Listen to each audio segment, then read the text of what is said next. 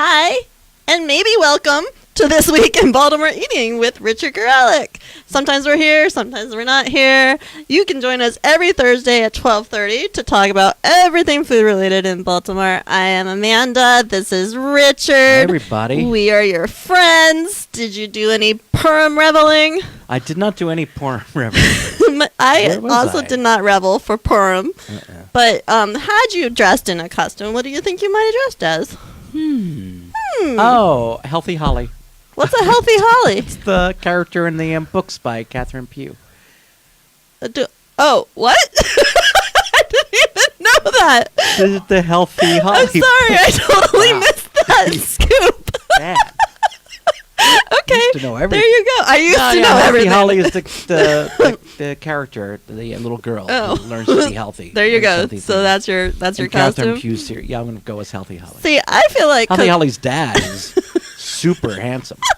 Oh, well, why don't you go as the dad? Wink, wink. Yeah. Hey, see what I did there? Well,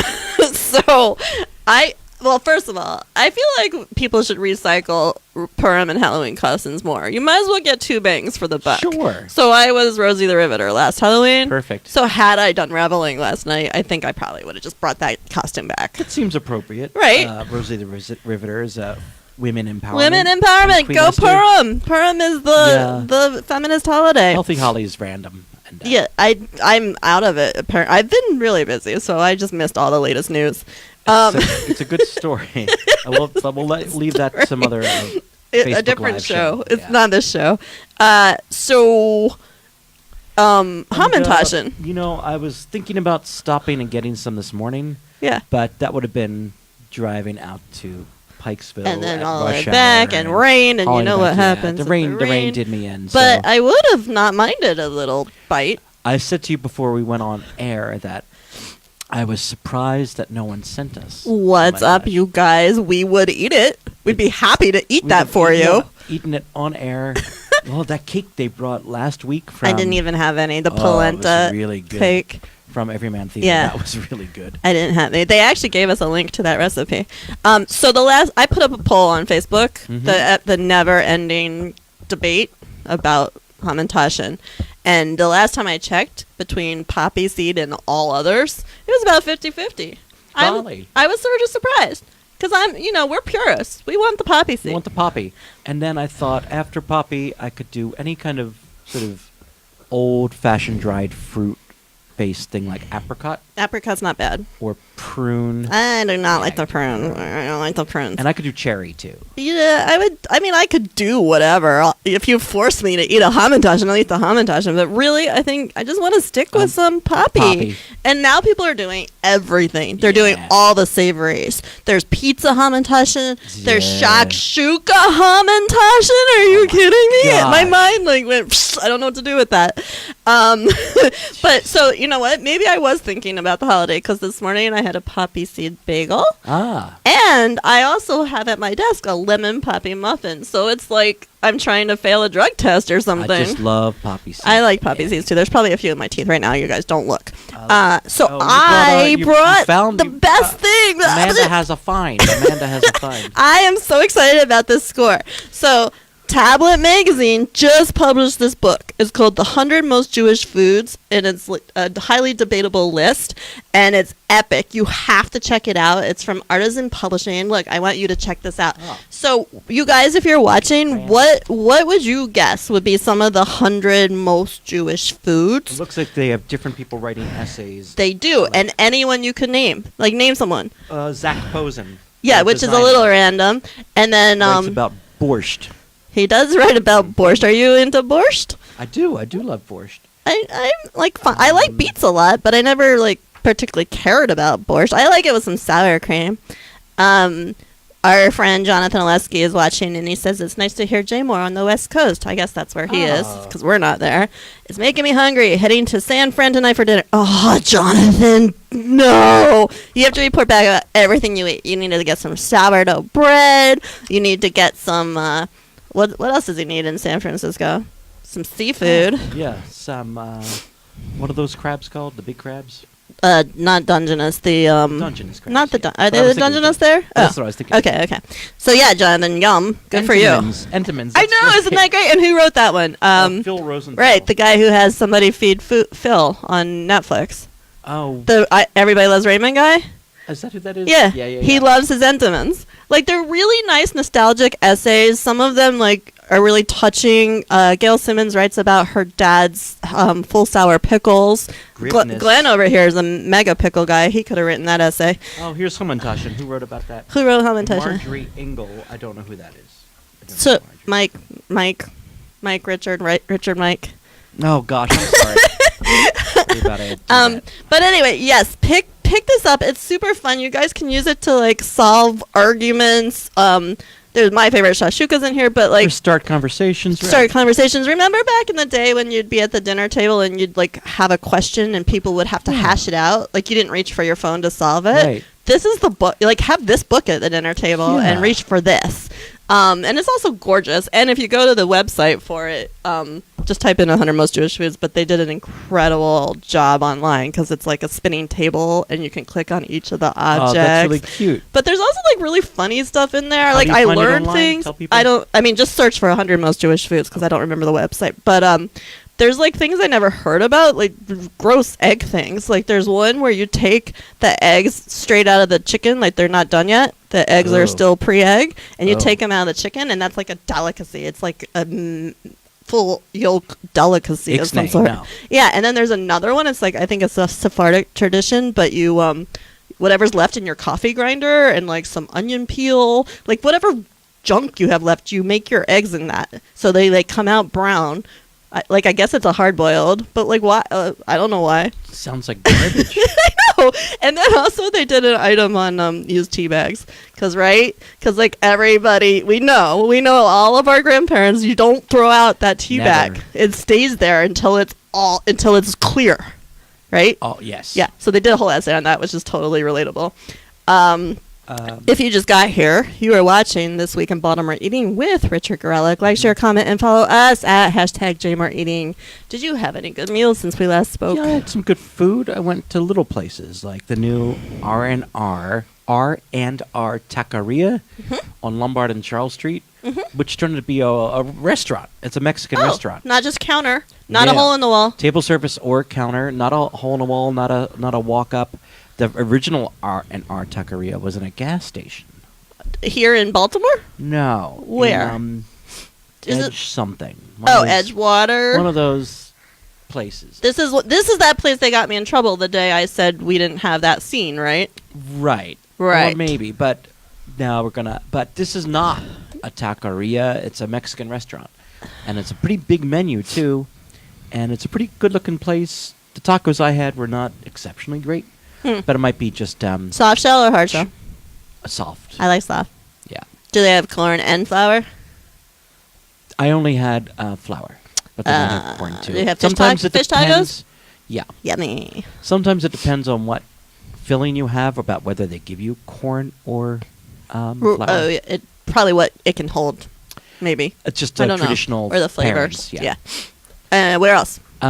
Went to a place I used to go to when I lived up in Midtown Belvedere called Joanne's. Yeah. When I lived up there, it's on Preston Street across from that Starbucks corner. It was kind of like just a little counter place, but boy, they really expanded their Korean menu. She used to sort of slip in Korean food to the unsuspecting, but now it's a big Korean menu. Got a good Korean bowl there. Definitely check out Joanne's on Preston Street. Was it spicy? No, but it wasn't supposed to be. You know what I just thought of? Speaking of Preston Street, when Shelley was here from Dining Down Memory Lane, did we talk about Henry and Jeff's? Oh, I forgot all about that. We should tell her she has to add that to the sequel, too. Yeah. Although I don't know what signature dish they might have had. Yeah, Henry and Jeff's was a good, reliable deli. It was so good. Okay, go ahead. And Mekong Delta, an old favorite. Oh, yeah, that is a good one. I like it there. People don't necessarily like the food court on Charles Plaza where it is, but I love those people. And I like Mekong Delta. So Hauser and I are doing lunch this weekend. John Hauser, the third? That guy. It's a business lunch. But we're going to go to Lee's Pint and Shell, which I have not been to. Hull Street? Oh, over there. Yeah, over there. I never go over there. Oh, no, not Isn't it? Wait, Hull Street's Hill. in Locust Point. Locust Point. Oh, it's all the way in Locust Point. Wow. That's where we're going. But they have oysters, so I can start my Saturday with some oysters. And, okay, here's the thing.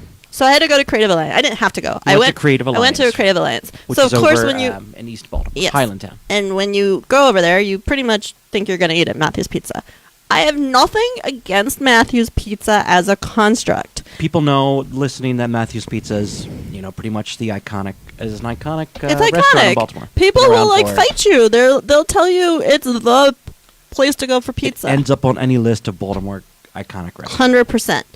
I keep ordering wrong or what, but I don't actually like the pizza. Nah, I don't either. It's not particularly good. The crust is weird. weird. I would say that. I think the crust is weird. It's not to your liking. It's not. It is actually not to my liking. So I hate fat pizza for one. Like I don't like deep dish. So I keep ordering their thin, which maybe you're not supposed to do there at all. Not. But it comes the bottom. No, nah. I don't really know. But here's what I have to give them props for. We were at a table that could be mushed together to another table for a bigger party, so they asked us very nicely if we would move to a different table. Of course, we're going to move to a different table, but they gave us our first round of drinks on the house, which is pretty classy. It's classy and it's correct, and more restaurants should pay attention because that is what you do. That is how you treat people. So, I mean, I'm probably still going to keep eating there, but maybe I should try a different dish there. I don't know. Down, there's a good taqueria. Oh, maybe I should do that. Sabor. I should probably do that. De sabor. And it's like close enough that I can do that before. Okay, I'll go there next time. Do you want to tell us about anything else that's going on?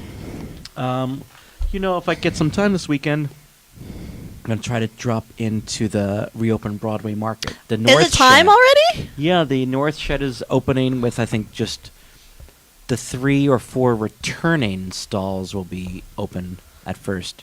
So places like Sophia's place, that Eastern European place, is among them. Do they have like pierogies? What do they have? Pierogies and like lots of packaged goods like jams. Oh, really? Imported? Yeah. Candies? Yeah. I always like a strange candy. Yep. Lots of Eastern European, especially Polish things, and then freshly made packaged things like pierogi. Nice. And meats. I can't believe it's already time. Sophia's place should be as well known to Baltimoreans as Di Pasquale's. Okay. People are saying, small markets, you got your Di Pasquale's, you got your Sophia's place. Everyone should know about Trinacria.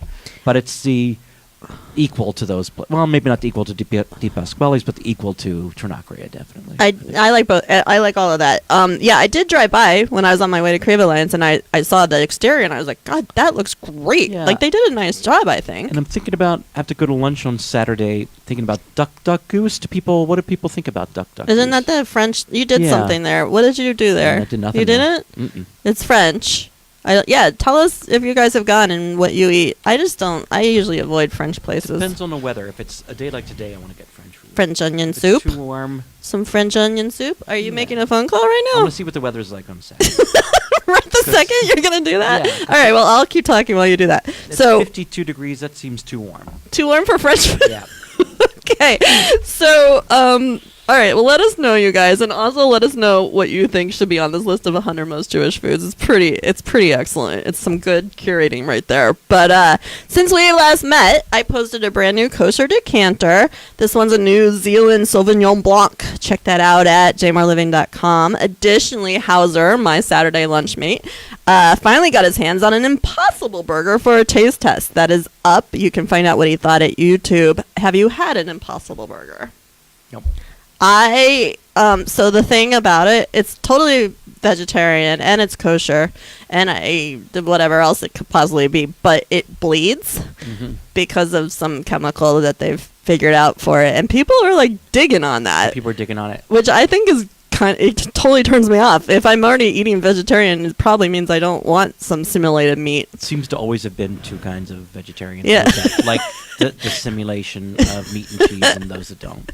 Right. So anyway, so you can watch what Hauser thought. I'm not going to give it away. All right. Is that it? Are you done? I'm done. Okay, you have been watching This Week in Baltimore Eating with Richard Garelick. Join Richard next week when he is joined by 2 chefs from the American Heart Association. Really? Yeah, I didn't even tell you about that. There's like a heart healthy kitchen that they just opened. Yep. So you're going to talk to them about heart healthy food. For more food fun, sign up for This Week in Baltimore Eating newsletter at jmoreliving.com/newsletters. Do it. We love you. Bye. Bye, everybody.